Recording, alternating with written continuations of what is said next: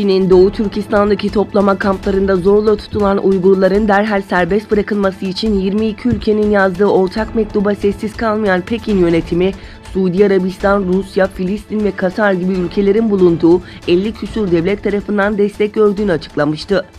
Ancak Bloomberg'in haberine göre Katar geçtiğimiz ay BM'ye mektup yazarak Pekin'in yaptığı baskılara karşı Uygurların yanında duracağını açıkladığı bildirildi.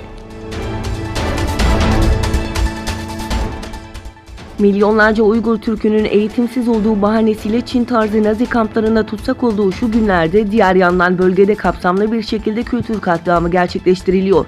Son olarak Özgür Asya Radyosu'nun haberine göre Çin yönetiminin Doğu Türkistan'da Sosyalist Yeni Kent Kurma propagandası adı altında Karakaş'ta bulunan ve halk arasında Cuma Pazarı olarak bilinen Pazarboyu Köyü'nün adını Kızılbayrak Köyü olarak değiştirdiği bildirildi.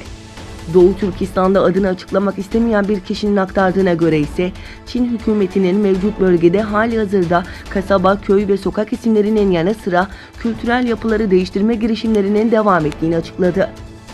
Konuyla ilgili açıklama yapan Etik Başkanı Abdülcelil Karakaş, Çin'in asimilasyon politikasına sert tepki gösterdi. Karakaş yaptığı açıklamada, Çin hükümeti sırasıyla aydınlarımızı, sanatçılarımızı ve Uygur bilim insanlarımızı yok ettikten sonra şimdi de bölgedeki antik yapıları ve isimleri değiştirme çabasındadır. Çin hükümetinin bölgede binlerce yıllık kültürü yok sayması, dünya kültürel mirasına olan ihanetin ta kendisidir. Zaman zorbacı Çin hükümetine karşı birlik olma zamanıdır. Uluslararası kamuoyunu bu konuya sessiz kalmamaya çağırıyorum dedi. Çin, ABD yönetiminin Tayvan'a 8 milyar dolar değerinde 66 F-16 savaş uçağı satışı kararından vazgeçmediği takdirde satışla bağlantılı ABD'li şirketlere yaptırım uygulayacağını bildirdi.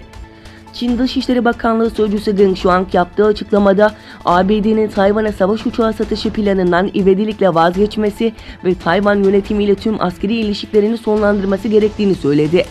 ABD Savunma Güvenlik İşbirliği Ajansı tarafından yapılan açıklamada, Dışişleri Bakanlığı Taipei Ekonomik ve Kültürel Temsilcilik Ofisi'ne muhtemel dış askeri satışlar kapsamında 8 milyar dolar değerinde 66 F-16 CD Block 70 tipi uçağı ve ilgili elemanlarının satışına onay verdiği ifadesi kullanılmıştı.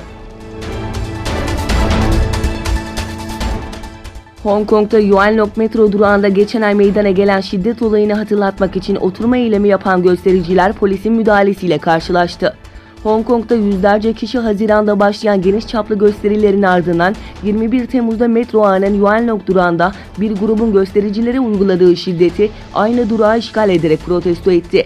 Sosyal medya ağlarından Facebook ve Telegram'dan yaptıkları çağrılarla organize olan göstericiler yerel saatte 7'de Yuanlong'da bir araya geldi. Bağımsız Hong Kong, gangster polis sloganı atan göstericiler metronun bazı yerlerine 21 Temmuz'daki olaylara ilişkin fotoğraflar astı ve duvarlara tepki yazıları yazdı.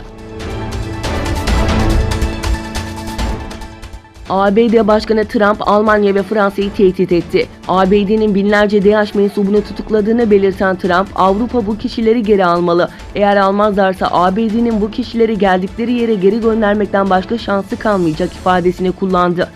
ABD'nin binlerce kilometre uzaktan bile DAEŞ ile savaştığını söyleyen Trump, Türkiye'de dahil olmak üzere bölge ülkelerinin DAEŞ'e karşı daha çok mücadele etmesi gerektiğini belirtti.